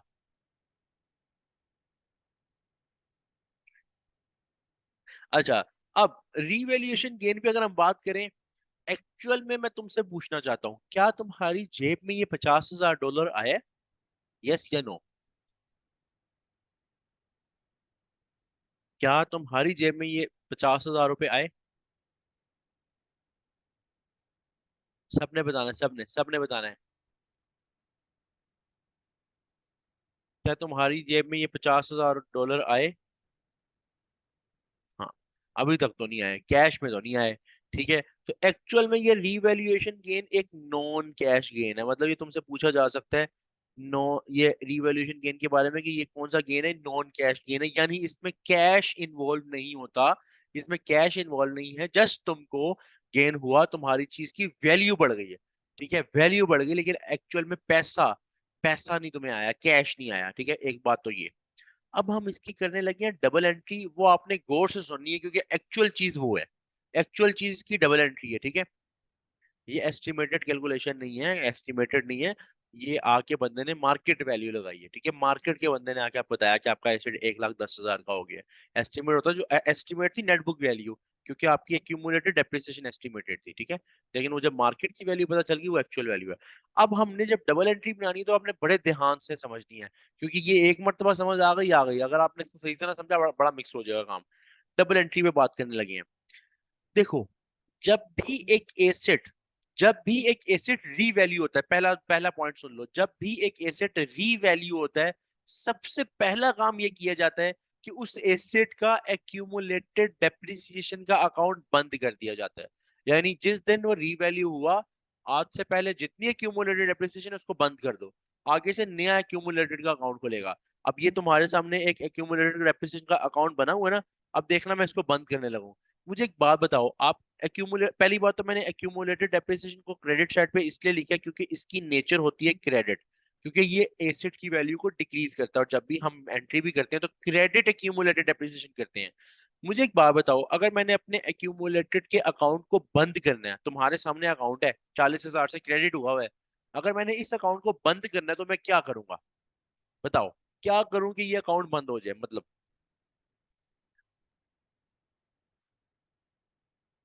वैल्यू भी बतानी है और इफेक्ट भी बताना है, कौन सा इफेक्ट डालूं कौन सी वैल्यू पे? सबने बताना है।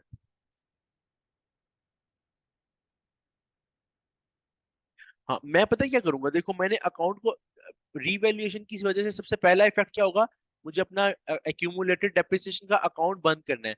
और एक्यूमुलेटेड डेप्रिसिएशन का अकाउंट इस तरह बंद होगा कि 40,000 से ऑलरेडी तो क्रेडिट हुआ है, लेकिन खत्म करने के लिए मैं क्या करूंगा, डेबिट कर दूंगा। यहाँ लिखूंगा मैं रीवैल्यूएशन, वजह में लिखूंगा ना, रीवैल्यूएशन की वजह से मैंने यहाँ पे 40,000 डेबिट कर दिया और अकाउंट बंद कर दिया, क्लोज निल, अकाउंट कर दिया निल, अकाउंट बंद कर दिया। यानी रीवैल्यूएशन का पहला इफेक्ट क्या हुआ, डबल एंट्री पे पहला इफेक्ट ये आएगा कि एक्यूमुलेटेड का अकाउंट क्या होगा, डेबिट हो रहा है। देख रहे हो, एक्यूमुलेटेड का अकाउंट रीवैल्यूएशन की वजह से क्या हो रहा है, डेबिट हो रहा है। यानी एक्यूमुलेटेड का पहला इफेक्ट हमने सीख लिया कि एक्यूमुलेटेड का अकाउंट क्या होगा, डेबिट। तो डेबिट एक्यूमुलेटेड डेप्रिसिएशन, क्योंकि बंद करना है अकाउंट 40,000 से। 40,000 से। मुझे बताओ यहाँ तक क्लियर हुआ? यहाँ तक क्लियर है? यस लिखो, क्योंकि ये पॉइंट बड़े ध्यान से समझने वाले हैं, बड़े ध्यान से समझने वाले अकाउंट है। क्लियर है तो पहले बताओ, फिर हम आगे चलते हैं। क्लियर है तो बताओ, फिर आगे चलेंगे। अच्छा, अब सुनो, अब सुनो। पहला काम तो ये हो गया, दूसरा काम हमने देखना है कोस्ट, ओल्ड कोस्ट और न्यू कोस्ट का इफेक्ट। ओल्ड कोस्ट कितनी थी, ओल्ड कोस्ट कितनी थी पहले ये बताओ, सब बताओ। इस एसिड की ओल्ड कॉस्ट क्या थी? 1 लाख, ये देखो तुम्हारे सामने डेबिट साइड पे लिखा हुआ है, तुम्हारे सामने डेबिट साइड पे लिखा हुआ है। अब यहाँ हम दूसरा इफेक्ट देखने लगे, ओल्ड कॉस्ट और न्यू कॉस्ट में फर्क। हमने क्या करना है, अकाउंट का न्यू कॉस्ट यहाँ लिखनी है। न्यू न्यू कॉस्ट कितनी है, जरा न्यू कॉस्ट भी बता दो एक मरतबा। न्यू कॉस्ट अगर आप बता दो, बड़ी मेहरबानी होगी आप सबकी। 1,10,000। अब हमने क्या करना है, हमने ओल्ड कोस्ट से न्यू कोस्ट तक जाने का इफेक्ट देखना है। आपका एसेट का अकाउंट, एसेट की कोस्ट का अकाउंट ऑलरेडी 1 लाख से डेबिट है, मैंने उसको लेके जाना है 1,10,000 तक। तो बताओ मैं कोस्ट के टी अकाउंट में किस वैल्यू से क्या इफेक्ट शो करूं कि 1 लाख की वैल्यू 1,10,000 पे चले जाए? इफेक्ट बताओ। सब, सबने बताना है, सबने, सबने बताना है।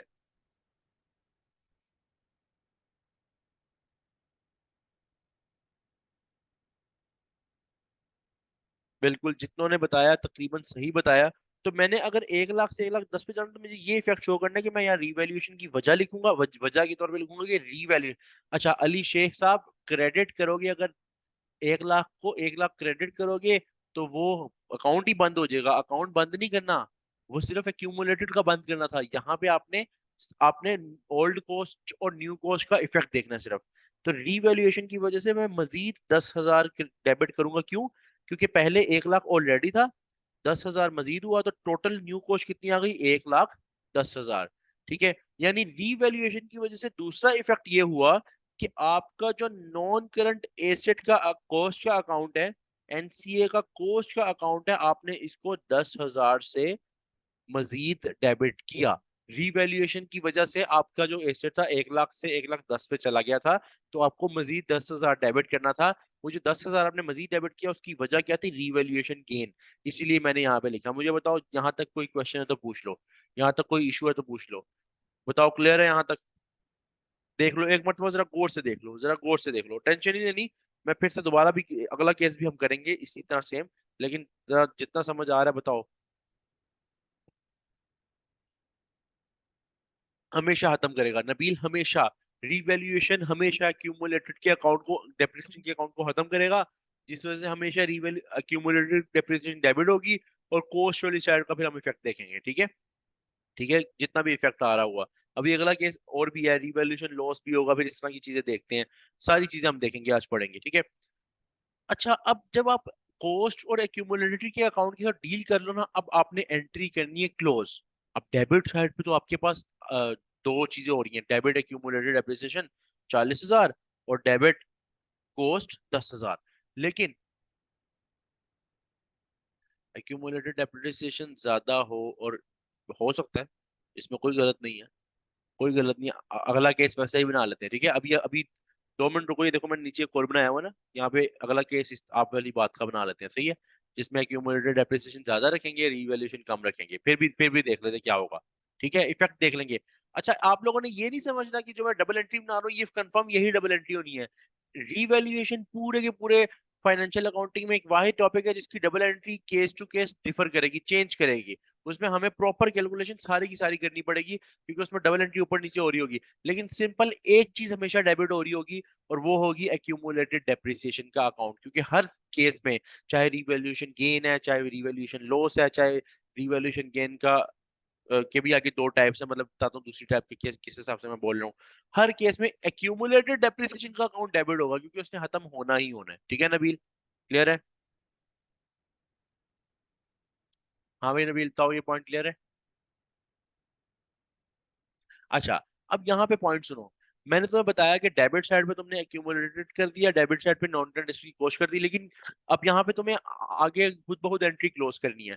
अब जब तुम एंट्री क्लोज करने लगोगे तो तुम देखोगे क्रेडिट साइड पे तो कुछ है ही नहीं। तो यहाँ पे कुछ ना कुछ क्रेडिट साइड पे आना चाहिए, क्योंकि हम ये डबल एंट्री बना रहे हैं रीवैल्यूएशन गेन की। तो क्रेडिट साइड पे आएगा 50,000, क्योंकि क्योंकि ये 40 और 10 50 होता है, और आना 50 है। और यहाँ क्या चीज, जो चीज आएगी वो आएगी रीवैल्यूएशन गेन, क्योंकि एंट्री है ही रीवैल्यूएशन गेन की, तो रीवैल्यूएशन गेन भी तो शो करोगे। और मजे की बात देखो, मजे की बात देखो, तुमने देखा, तुमने क्रेडिट पे रीवैल्यूएशन गेन किया 50, क्यों? क्योंकि 10 और 40 और 10,000 मिलके होता है 50,000। और ये देखो, इधर देखो कितना था रीवैल्यूएशन गेन जो हमने ऑलरेडी निकाला था ना 50,000। पहले हमने ऑलरेडी 50,000 निकाल लिया ना, लेकिन जब हमने एंट्री की तो खुद बहुत रिवैल्यूएशन गेन 50,000 पे आ गया। खुद बहुत रिवैल्यूएशन गेन 50,000 पे आ गया। मुझे बताओ ये पॉइंट क्लियर हुआ? किस तरह मैंने डबल एंट्री बनाई है, पॉइंट क्लियर हुआ? अगर क्लियर है तो यस लिखो, कोई क्वेश्चन पूछना है तो पूछ लो, कोई क्वेश्चन पूछना है तो पूछ सकते हो। आज क्लास तकरीबन 5:30 तक जाएगी, ठीक है, इसलिए जरा सबने बैठे रहना, एक्टिव रहना, क्योंकि हम तकरीबन ये टॉपिक पूरा करेंगे फिर खत्म होगी। कोई छोड़ के ना जाए क्लास दरमियान। सबको क्लियर है? अच्छा हाँ, बड़ा मजे का सवाल पूछा होला ने, क्रेडिट पर क्यों आया रिवैल्यूएशन गेन? क्योंकि रिवैल्यूएशन गेन, गेन की नेचर क्या होती है? गेन की नेचर क्रेडिट होती है, डेबिट होती है? इनकम की नेचर क्या होती है, जरा बताना। इनकम की नेचर क्या होती है? क्रेडिट। तो ये गेन है ना, गेन, गेन किसी भी किस्म का फायदा जब होता है उसकी नेचर होती है क्रेडिट। तो जब वो क्रेडिट साइड पे आया तो हमें खुद पता चल गया कि क्रेडिट साइड पे एक जगह बच रही है। उस क्रेडिट साइड को रिवैल्यूएशन लॉस नहीं फिल कर सकता, लॉस की नेचर डेबिट होती है। हाँ, यहाँ पे डेबिट साइड पे अगर कमी आ रही होती तो मैं कहता ये रिवैल्यूएशन लॉस है। क्रेडिट पे आ रही है, इसका मतलब रिवैल्यूएशन गेन है। ठीक है। और ये खुद बहुत इसलिए आया कि एक तो ये क्रेडिट नेचर गेन है, और दूसरा डबल एंट्री को खत्म करने के लिए रिवैल्यूएशन, सॉरी, डबल एंट्री को कंप्लीट करने के लिए रिवैल्यूएशन गेन या लॉस ही आ सकता है, क्योंकि एंट्री हम उसकी बना रहे हैं।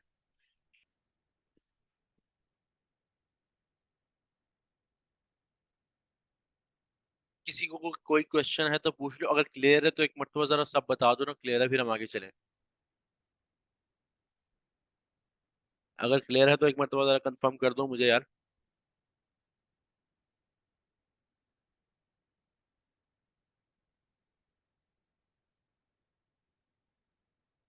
डबल एंट्री में दोबारा समझा देता हूँ। सबसे पहली चीज क्या है, आपने एक्यूमुलेटेड के अकाउंट को बंद करना है, खत्म करना है। अब एक्यूमुलेटेड का अकाउंट नॉर्मली होता है क्रेडिट। आपको उसको बंद करने के लिए क्या करना पड़ेगा? पहला पॉइंट, रिवैल्यूएशन की वजह से आप क्या करोगे? डेबिट करोगे। तो पहला इफेक्ट एक्यूमुलेटेड डेप्रिसिएशन पे आया कि आपने क्या किया? डेबिट किया एक्यूमुलेटेड डेप्रिसिएशन को। जो भी वैल्यू थी 40,000 से करोगे, तो खत्म करने के लिए 40,000 से ही बंद करना है। Debit accumulated 40,000। उसके बाद फिर नॉन करंट एसेट का अकाउंट की को, पहले आपके पास कॉस्ट थी 1 लाख, अब न्यू कॉस्ट है 1,10,000। 1 लाख से 1,10,000 तक जाने के लिए आपको अपने अकाउंट को मजीद 10,000 डेबिट करना पड़ेगा। हाँ, 1 लाख से अगर आपने 90,000 या 80,000 पे जाना था, फिर आप क्रेडिट करते हैं, क्योंकि आपने नीचे आना था। अभी हमने मजीद ऊपर जाना है कॉस्ट में, तो आप रीवैल्यूएशन की वजह से आपको एसेट का अकाउंट, एसेट की कॉस्ट का अकाउंट मजीद डेबिट करना पड़ रहा है, तो आपने दूसरा इफेक्ट शो किया, डेबिट नॉन करंट एसेट की कॉस्ट का अकाउंट। तीसरा इफेक्ट होता है, आपने देखना है कि क्रेडिट साइड छोटी है या डेबिट साइड। अगर क्रेडिट साइड छोटी है तो खुद बहुत आपको पता चल जाएगा कि रीवैल्यूएशन गेन आया हुआ है, यानी वहां पे लिखने की जगह है। अगर डेबिट साइड छोटी होगी तो आप रीवैल्यूएशन लॉस लिखोगे। अभी मैं नीचे वो वाला केस भी करवाता हूँ। और जब ये एंट्री आप करोगे तो खुद बहुत जो आपने पहले गेन निकाला होगा वो गेन के इक्वल आ जाएगा, और अगर आपने लॉस निकाला होगा वो लॉस के इक्वल आ जाएगा। ठीक है।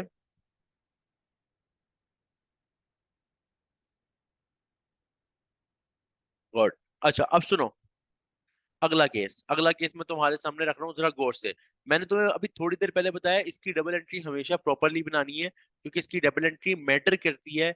इसकी डबल एंट्री मैटर करती है केस टू केस। अभी ये देखो, एक एसेट है जिसकी कॉस्ट है 1 लाख, ठीक है, एक्यूमुलेटेड डेप्रिसिएशन है 40,000, और नेट बुक वैल्यू है 60,000। यहां तक तो मैं ऊपर वाली वैल्यू सेम रख रहा हूँ। देखो ऊपर वाली वैल्यू तो नीचे वाली वैल्यू सेम है।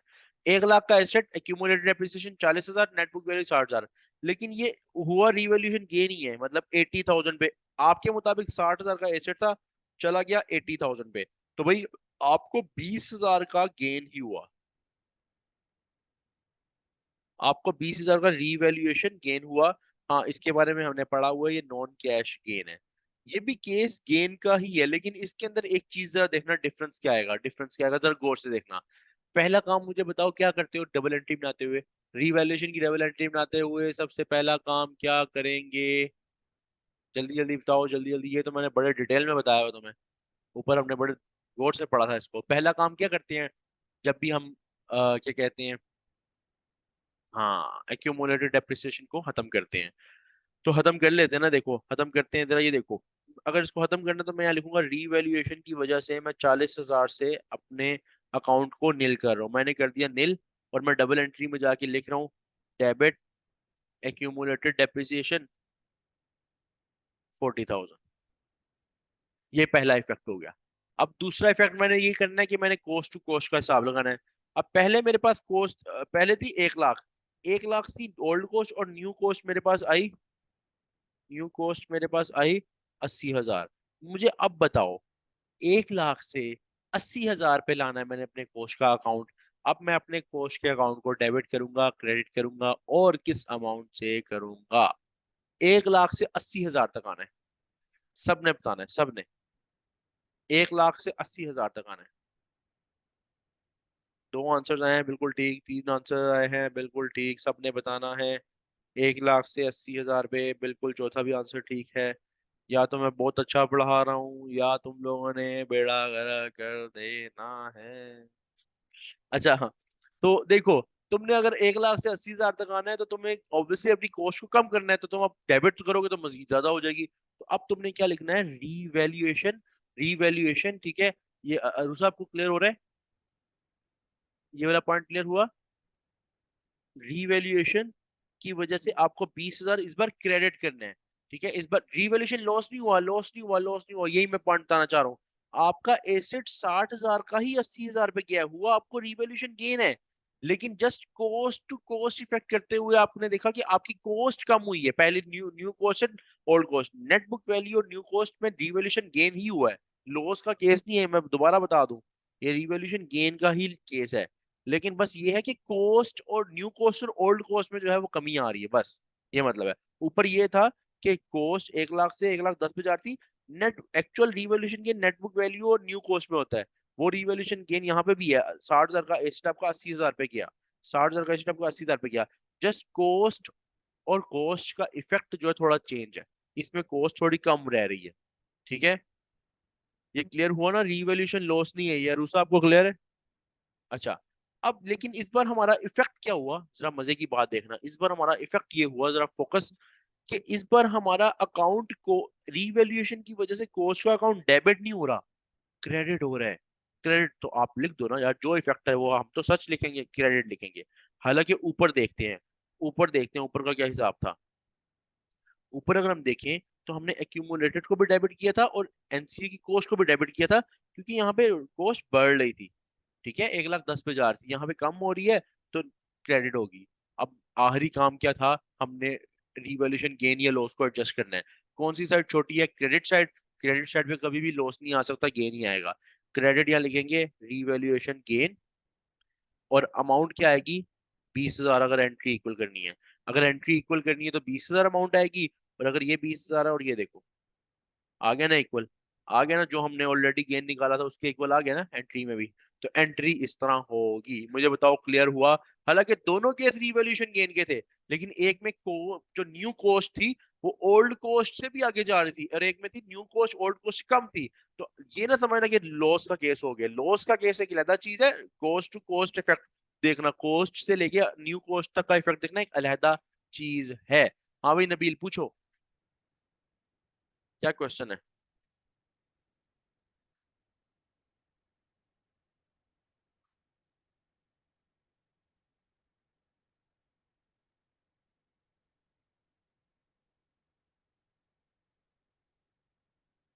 अगर क्वेश्चन लेंथी है तो तुम ऑडियो भी ओपन करके पूछ सकते हो। ज्यादा हुई तो जब रीवैल्यूएशन ज्यादा हुई तो कॉस्ट को कम होना चाहिए था, मतलब मुझे पॉइंट समझ नहीं आया, ये पॉइंट समझ नहीं आया। रीवैल्यूएशन तो ओ ओ माशाल्लाह माशा और रीवैल्यूएशन ये वाली कॉस्ट से प्रॉफिट नहीं बनते, वो एक्सपेंस है। एक्सपेंस ज्यादा कम होता है तो प्रॉफिट ज्यादा होते हैं। एसिड की कॉस्ट का प्रॉफिट से उस तरह ताल्लुक नहीं है, जिस तरह जिस पॉइंट जिस लिहाज से तुम कह रहे हो। वो एक अलहदा, वो एक्सपेंस और प्रॉफिट का ताल्लुक होता है। ठीक है, ये रीवैल्यूएशन गेन के मुताबिक क्या है, ये एसेट की वैल्यू ज्यादा हुई है। ठीक है, वो देखा जाता है जैसे नॉर्मल कॉस्ट आपके एक्सपेंस कॉस्ट होती है, उससे उससे रिलेटेड बात होती है। ठीक है। अच्छा, अब देखो, अब एक लास्ट केस है। अब तुम्हारा तकरीबन 70-80% तुम्हें क्लियर हो गया। लास्ट केस में मैं करूंगा, तुम लोगों को मजीद पक्का क्लियर हो जाएगा। तुम्हारा एक एसिड है जिसकी वैल्यू है 1 लाख, जरा गौर से, लास्ट केस है, सोना किसी ने नहीं है। तुम्हारा एक एसिड है जिसकी कॉस्ट है 1 लाख रुपए, और एक्यूमुलेटेड डेप्रिसिएशन है 40,000 रुपए, यानी तुम्हारे मुताबिक तुम्हारा एसिड, तुम्हारे एसिड की नेट बुक वैल्यू कितनी है? 60,000 रुपए। अब तुम्हारे मुताबिक तुम्हारा एसिड 60,000 क्या है? वैल्यू लगाने वाला आया, उसने आके देखा, उसने कहा बेटा तुम्हारे एसिड की वैल्यू सिर्फ 40,000 है। तुम्हारे एसिड की वैल्यू 40,000 है। उसने नेट बुक वैल्यू, आज की वैल्यू से भी कम तुम्हारी वैल्यू समझी, तुम्हारे एसिड की वैल्यू समझी। यार तुम्हारी तो, अच्छा, उसके बाद क्या कहते हैं, तुम्हें क्या हुआ? 60,000 का एसिड 40,000 पे चला गया। 60,000 का एसिड 40,000 पे चला गया, यानी तुम्हें मजीद लॉस हो गया। लॉस हो गया। ये केस है लॉस वाला, जब तुम्हारे नेट बुक वैल्यू से भी कम हो गया, और लॉस कितने का हुआ? 20,000 का। ये आएगा रीवैल्यूएशन लॉस। लेकिन ऑब्वियसली, ऑब्वियसली तुम लोगों के ये जेब से पैसा नहीं जा रहा, इसलिए ये नॉन कैश लॉस है, इसमें एक्चुअल लॉस नहीं है, नॉन कैश लॉस है। डबल एंट्री पे आते हैं। डबल एंट्री में सबसे पहला काम क्या करते हैं? जल्दी बताना, जरा जल्दी बताना, जल्दी जल्दी जल्दी। सबसे पहला काम रीवैल्यूएशन की एंट्री में क्या करना है? एक्यूमुलेटेड डेप्रिसिएशन के अकाउंट को खत्म करेंगे। तो यहाँ पे मैं लिख रहा हूँ, यहाँ लिख रहा हूँ रीवैल्यूएशन की वजह से 40,000 से मैंने इस अकाउंट को नील करना है। नील कर दिया, खत्म कर दिया। ठीक है, तो अब यहाँ पे आओ और डेबिट कर दो ना एक्यूमुलेटेड डेप्रिसिएशन। चलो डेबिट कर देते हैं 40,000 से। दूसरा काम मैंने करना है, कॉस्ट टू कॉस्ट इफेक्ट देखना है। न्यू कॉस्ट मेरी आई 40,000। मुझे जरा बताना मेरे बच्चों, अगर मैंने 1 लाख से 40,000 तक आना है, अगर मैंने 1 लाख से 40,000 तक आना है, तो मैं क्या करूंगा? मैं कोस्ट के अकाउंट के साथ क्या करूंगा ऐसा, कोस्ट के अकाउंट के साथ क्या करूंगा ऐसा कि वो 40,000 तक आ जाए?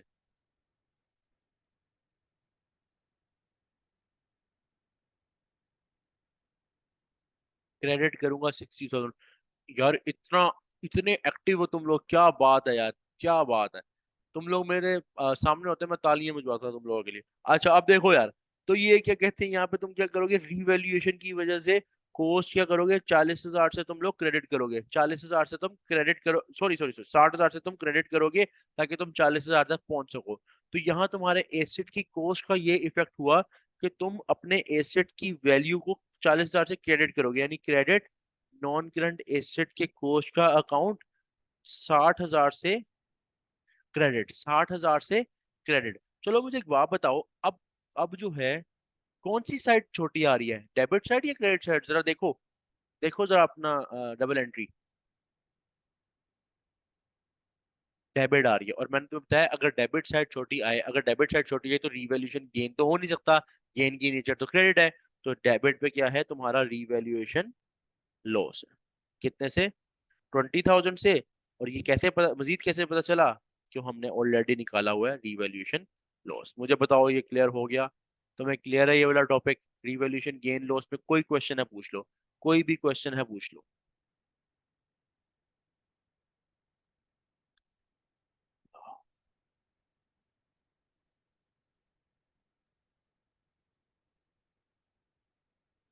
यहाँ तक कोई क्वेश्चन है तो पूछ सकते हो।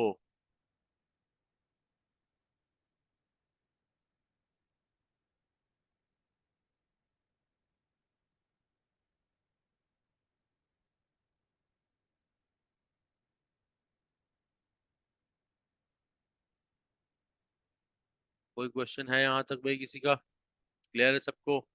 ये अभी तक जो एक दो ने बताया। हाँ, मैं आज किट में से जो एमसीक्यूज इससे रिलेटेड है उनके रिलेटेड भेजता हूँ। बल प्लस मैंने तुम लोगों को असाइनमेंट दी थी, ग्रुप जो स्टूडेंट्स ऑनलाइन में है, जो पैक वाले स्टूडेंट्स की बात नहीं कर रहा, बस ऑनलाइन वाले। नहीं नहीं, चैप्टर कंप्लीट नहीं हुआ। इस चैप्टर में हमने हमने इस चैप्टर में अभी पढ़ना है डिस्पोजल और नेटबुक वैल्यू का अकाउंट और पार्ट एक्सचेंज। यानी एक आधा एक से दो लेक्चर इसके और लगेंगे हमारे इसमें। चैप्टर जो है ना हम थोड़ा स्लो कर रहे हैं, बट ये है कि चैप्टर इंपॉर्टेंट है, इसमें हम ज़्यादा जल्दबाजी में कर भी नहीं सकते।